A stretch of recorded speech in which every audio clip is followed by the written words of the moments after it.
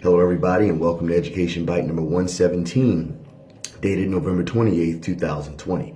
I'm Walter, your mobile historian and blue-collar scholar. This Education Bite is entitled, My Views on the Right to an Abortion. Like my video on affirmative action, I keep it 100% real here. I don't hold back. I give my clear, unambiguous views on the subject of abortion. Therefore, if you are a person with thin skin, you may wish to exit this video now. If not, however, which is what I hope the case is for most people listening, I appreciate you for taking the time to hear me out. All right? So without further delay, let's get on with it. Personally, I give no endorsement or approbation to the concept of abortion on demand. All right. Outside of absolute medical necessity, I find abortion to be a absolutely unnecessary and despicable practice. All right. Though my view obviously is certainly not one that will gain me many props or accolades in some circles. That is my personal opinion on it.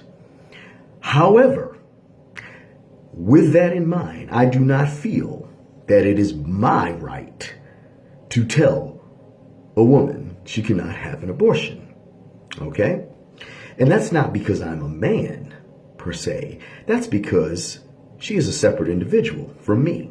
And as a fervent believer in individual sovereignty, I don't feel that it is the personal right of anyone to tell another adult what to do.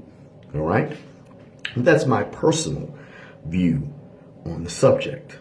Now to my more technical legal view on the subject.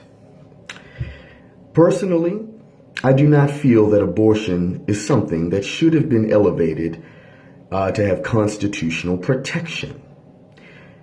Without question, Roe versus Wade, which was the landmark decision from the U.S. Supreme Court that established a constitutional right to an abortion, Roe versus Wade was one of the most constitutionally faulty decisions ever handed down by such a respectable judicial body.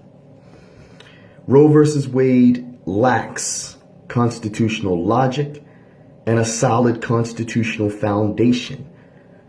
And rightly so, the decision has been greatly demeaned, vilified since 1973, in part because of that.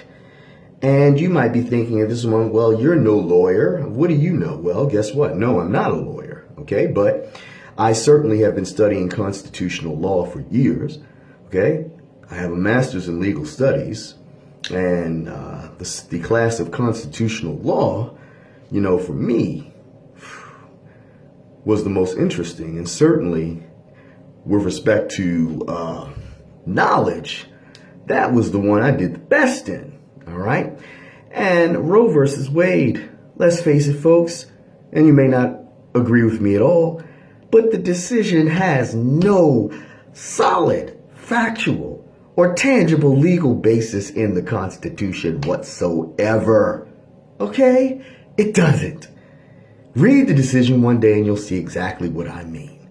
The decision reads more like a bill out of a legislature than a decision from the Supreme Court of the United States. And this is not to attack the Supreme Court. I love that institution, and anyone who knows me very well knows that I love the Supreme Court, the judiciary, period. But Roe versus Wade was a terrible decision, okay? And there have been lots of terrible decisions in history that were initially vilified, but it later came to be accepted. But at least some of those decisions had some constitutional grounding, something that Roe versus Wade lacks, okay? But we'll leave that alone. More to my more legal views on the subject. When Roe versus Wade established a constitutional right to an abortion, it took away a subject from the people, from the states, to properly legislate upon as they saw fit. Arguably in 1973, many U.S. states, all right, were beginning to legalize abortion, slowly but surely. And, by 1983, 10 years after Roe versus Wade, a substantial amount of states would have provided access to the procedure for women. And as is usually the case, when the Supreme Court takes away a subject that reasonably should have been left with the states to handle, such as abortion, the Constitution almost certainly left that subject to the states to decide. Nothing in the language or history of the Constitution, as I'm quoting Justice Byron White, who was in dissent in Roe versus Wade, nothing in the language or history of the Constitution supports the court's judgment in Roe versus Wade. Nothing. All right? There is no implicit or explicit right to an abortion in the United States Constitution, which means that essentially via the 10th Amendment, that was a subject that the states were supposed to deal with.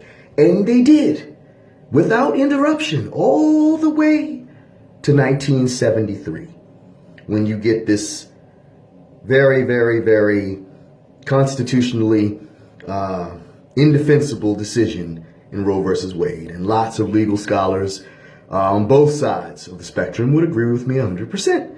The decision is not rested in any clear provision of the Constitution. All right? I mean, even though it's implied to be, something that grew out of the 14th Amendment, arguably, a substantive due process right. All right? Or maybe perhaps, even one of those unenumerated rights protected by the Ninth Amendment, even though we know very well that the Ninth Amendment is not a source of rights. And that's part of the problem. When you are trying to, which the position you're taking doesn't have any actual backing in the Constitution. So you have to put on your binoculars and start searching because it just ain't there, folks. So, of course, the decision is constitutionally indefendable. And that's, like I said, the reason why it is so vilified by a great deal of the population in this country and has virtually taken the Supreme Court nomination process, into the exosphere with craziness. Okay. So with that in mind, when the court took the process away from the states, it forced, abortion law on the whole country to conform with the decision. Okay. And over time, since Roe versus Wade, even though, the decision has been greatly limited in several subsequent decisions, states have still attempted to undermine that right based on their own cultures. All right. What would be acceptable abortion law in, New York would probably not be acceptable abortion law in Mississippi. Okay. And this is just one subject out of many that, the framers couldn't have envisioned would probably be debated by the American public today. But they understood and had foresight to realize that visceral subjects such as, marriage and children and all that, of course, which abortion is tied to, should have been left alone to the states. Okay? There's no fundamental civil right here in question. Okay? Abortion is a medical procedure. Okay? Which is certainly within the authority of the state to regulate. Okay? Now, why certain people feel that the state should not regulate it is anybody's guess.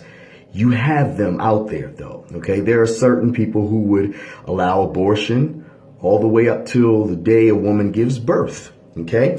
I don't know of any state that allows that, but there are certain people who would advocate for that. Okay? And that's their opinion. That's fine. But I personally do not agree with that.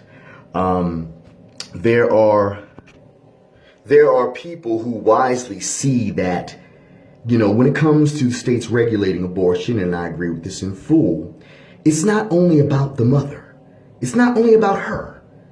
She's carrying another life inside of her.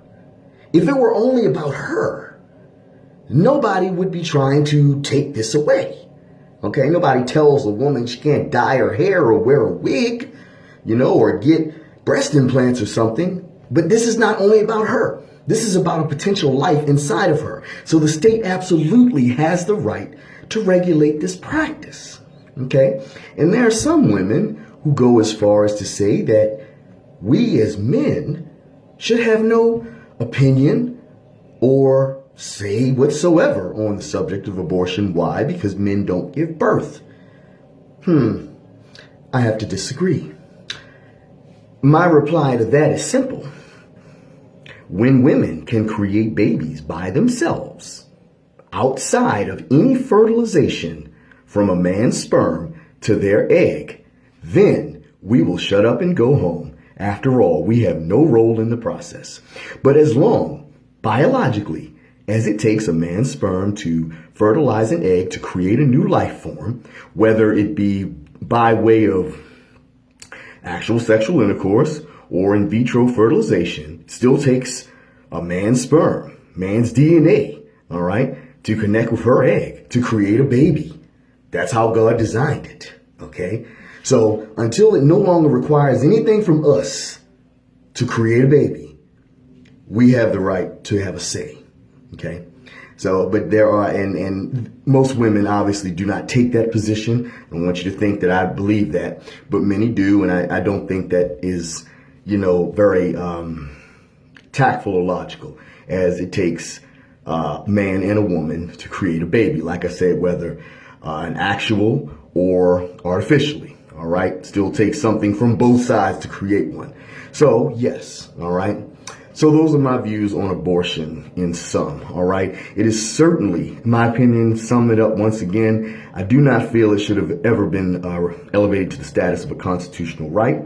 All right. And it is certainly a procedure which the state can regulate, in my opinion, not too over, not too much, not to an excess, rather. I certainly feel that a state may prohibit an abortion after the 4th month of pregnancy. Now, that might put me more into the somewhat extreme camp, but that's my opinion. I believe that prior to the 4th month of pregnancy, a state may be going too far in regulating the practice, okay, with respect to individual autonomy. But I certainly feel that if a state chooses after the 4th month to prohibit it, except in cases of where it is necessary to save the mother's life, all right, or even I'll even give you rape as well, all right, the state certainly has the right to limit the practice, all right. So overall, those are my views, all right. Again, these are my views, and what another person does is between them and God in the long run, all right? So therefore, I don't feel it's personally my place. My only thing I give here is my personal endorsement to the state in choosing to limit the practice if they wish to do so without my opposition to it. If she wants to get one, that's on her, all right? I don't personally approve it, but who am I? And if the state wants to regulate it as stringently as they see fit, just not too stringently, and certainly they don't have to allow partial birth abortion at all, a most gruesome practice. Very, very vile, gruesome practice. State is certainly within its rights to prohibit that and prohibit abortion as much as it wishes, in my opinion, after the 4th month, except in cases of rape, incest, or where the mother's life may be in question. So those are my views on abortion. If you have any questions or controversies, please leave them down below and I'll be happy to answer them. All right. If you have not subscribed to my YouTube page, please do so. Your help and support, are both greatly appreciated. Thanks very much for listening. Take care, stay safe out there, and I'll talk to you at the next bite. Peace.